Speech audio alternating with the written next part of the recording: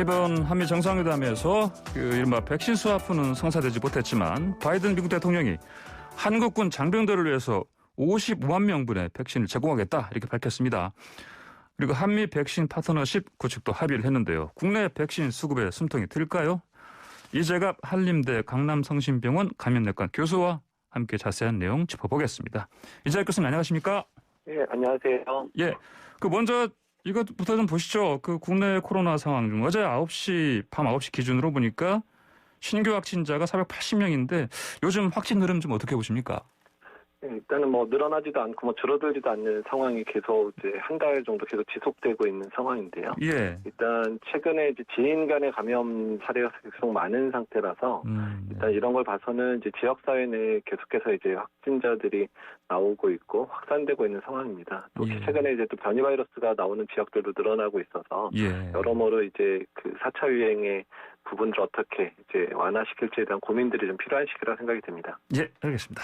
자, 문재인 대통령 이제 방미 끝내고 돌아오셨는데 백신 외교 성과 좀 보시죠. 이제 방금 아까 말씀드린 것처럼 미국과 협력하는 55만 명의 한국군 장병들에게 백신 제공하겠다. 이 정도면 좀 유의미한 양이다 이렇게 볼 수 있겠습니까? 양과 관련된 부분에 대해서는 다른 루트로 들어온 백신들도 있으니까 이제 그런 백신들 빨리 들어오게 하는 노력이 필요할 것 같고요. 일단 이제 미국에서 줄 수 있는 부분이라는 게 사실 미국에서 이제 8천만 명분을 이제 공여하기로 결정을 했는데 이게 어차피 저소득 국가 중심으로 배분을 하려고 했던 부분이기 때문에 일단 한국의 어떻든 성의 표시는 해야 되는 상황이고 그러다 보니까 이제 한국군에게 주는 방식을 한 건데 어쨌든 실리적인 선택을 한 거로 보이고요. 일단 우리나라에서 만약에 그런 55만 명분이 들어오면 이제 군에 배치돼 있었던 물량을 다른 곳으로 돌릴 수 있기 때문에 어느 정도 이제 5월, 6월에 있는 이제 백신 접종의 숨통을 좀 틔울 수는 있을 거라 생각을 하고 있습니다. 예, 제 기억이 정확하다면 이제 우리 한국군 장병이 한 55만 명이 안 되는데, 그러니까 우리 이제 국내 한군 장병들 정도는 이제 수급이 되는 거니까 조금 그래도 도움이 될 것이고, 그리고 성의 표시다 이렇게 보면 되겠네요, 사실 이 정도. 네, 그러니까 그렇게 하면 될 것 같습니다. 어쨌든 물량 자체를 우리나라에 주기에는 사실은 이제 저소득 국가의 상황이 너무 안 좋기 때문에. 예, 그러니까요. 예, 알겠습니다. 자, 그리고요. 우리 이제 한국의 국립감염병 연구소, 그다음에 미국의 국립 알레르기 감염병 연구소가 이제 코로나19 백신 개발, 치료제 분야 연구 협력 한다고 했는데 이건 좀 어떤 의미로 볼 수 있겠습니까? 네, 일단은 미국에서 개발된 많은 이제 코로나 백신들에 대해서 미국 알레르기 감염병 연구소가 개입했던 게 상당히 많습니다. 또 치료제 개발에도 상당한 영향을 끼치고 있고 특허도 많이 보유하고 있거든요. 그래서 이미 여러 차례 화상을 통해서 회의를 진행을 했다고 이야기 들었고요. 이번에 이제 공식적으로 이런 MOU를 체결을 하면서 미국이 가지고 있는 이런 신종감염병 대응과 또 치료제 개발, 백신 개발에 대한 노하우를 전수받을 수 있는 좋은 기회가 될 거라 생각을 하고 있습니다. 예. 성과가 좀 가시적으로 좀 빨리 나올까요? 어떻게 예상할 수 있겠습니까? 근데 어차피 연구개발과 관련된 부분들은 이제 장기적인 그런 노력이 필요하기 때문에요. 일단 이제 그런 노하우를 배우는 거, 국립감염병연구소가 설립된 지가 작년 9월이었기 때문에 얼마 되지 않았기 때문에 국립감염병연구소가 앞으로 어떤 일들을 해야 되는지에 대한 부분들에 대해서 벤치마킹의 기회가 될 것 같고요. 계속적인 교류를 한다면 이번 팬데믹에서의 여러 도움도 되겠지만 다음 팬데믹을 대비할 수 있는 그런 노하우들 또한 이제 기술 협력들 이런 부분들이 가능할 것 같아서 장기적인 부분들을 고려한 이제 어떤 협력이라고 보시면 될 것 같습니다. 자, 삼성 바이오로직스가요. 미국 제약사 모더나와 코로나19 백신 완제품 위탁 생산 계약 맺었는데 기술 이전 얘기도 나오긴 한다 보니까 실제 지금 이번에 보면 사실 병입하는 것만 한다는 거 아니겠습니까? 그렇죠? 네. 이것도 좀 의미를 좀 둘 수 있겠습니까? 일단 이제 완제품이 국내에서 생산될 수 있는 기반을 마련했다는 것 자체가 제일 중요한 의미가 됩니다. 생산 기반 완제품이 나오면 일단 아직까지 국내 공급에 대한 부분에 논의는 하겠지만 어떻든 안정적인 공급이 가능하다는 측면들이 있고요. 그리고 전 공정을 마련하기에는 우리가 당장 필요한 게 하반기에 물량이 필요한데 전 공정을 다 만들려면 시간이 상당히 걸리거든요. 그렇기 때문에 실리적인 선택을 한 부분인 거죠. 그래서 병입 정도를 해서 일단 국내 공급을 최대한 빨리 당길 수 있게 하고 그리고 추후에 이제 그런 국내 이제 보건연구원하고 그다음에 모더나사가 또 그 연구 개발에 대한 협력을 또 맺기로 했잖아요.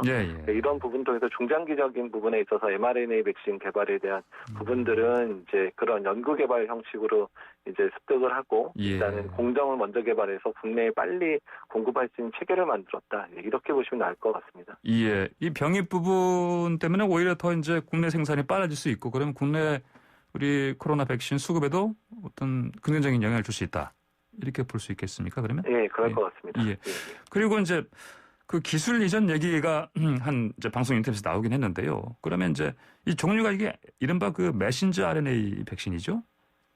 예, 그러니까 모더나사하고 이제 국립보건연구원이 협력을 맺어서 이제 국내 이제 기술 제휴하는 부분들은 이제 mRNA 백신이고요. 노바백스하고 SK바이오사이언스도 이제 어제 협력과 관련돼 있는 MOU를 또 체결을 했었는데 일단 변이 바이러스 대응에 대한 부분하고 또한 이제 추후에 이제 인플루엔자랑 코로나가 동시 유행할 수 있는 상황을 대비한 이제 콤보 백신이라고 그러죠. 두 가지 백신 효과를 같이 노리는 백신 개발에도 협력하기로 MOU를 맺은 것으로 이야기를 들었습니다. 예, 기술 이전 이것도 좀 현실적으로 어떻게 가능해질까요? 보시기에?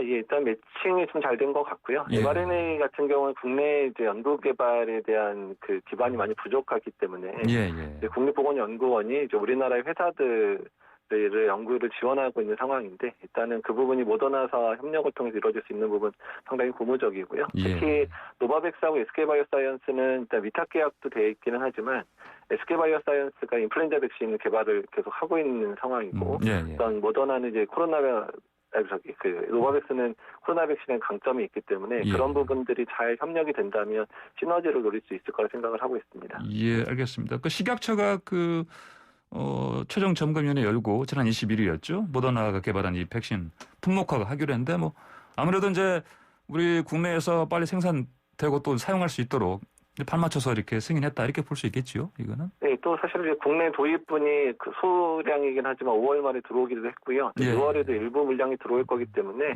일단은 이제 여러 상황 때문에 허가가 또 같이 이루어진 것으로 보고 있습니다. 예.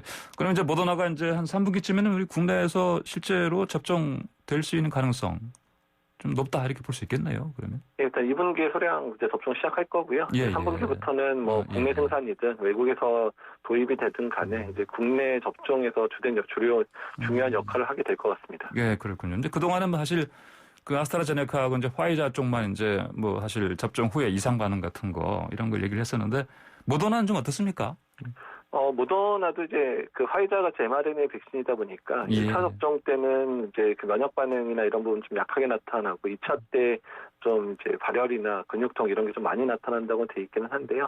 그 외에 이제 이런 건 어차피 경증 이상 반응들이고 중증 이상 반응과 관련해서는 크게 화이자 백신하고 크게 차이가 나지는 않는 걸로 알고 있습니다. 예, 알겠습니다. 이번에 이제 한미 이제 코로나 백신 파트너십 있지 않습니까? 이거 보면 이제 한국이 이제 백신 생산에 허브가 된다 이런 얘기를 하는데 그동안 우리가 사실은 한국이 이렇게 백신 강국은 아니었다 이렇게 볼 수 있겠죠.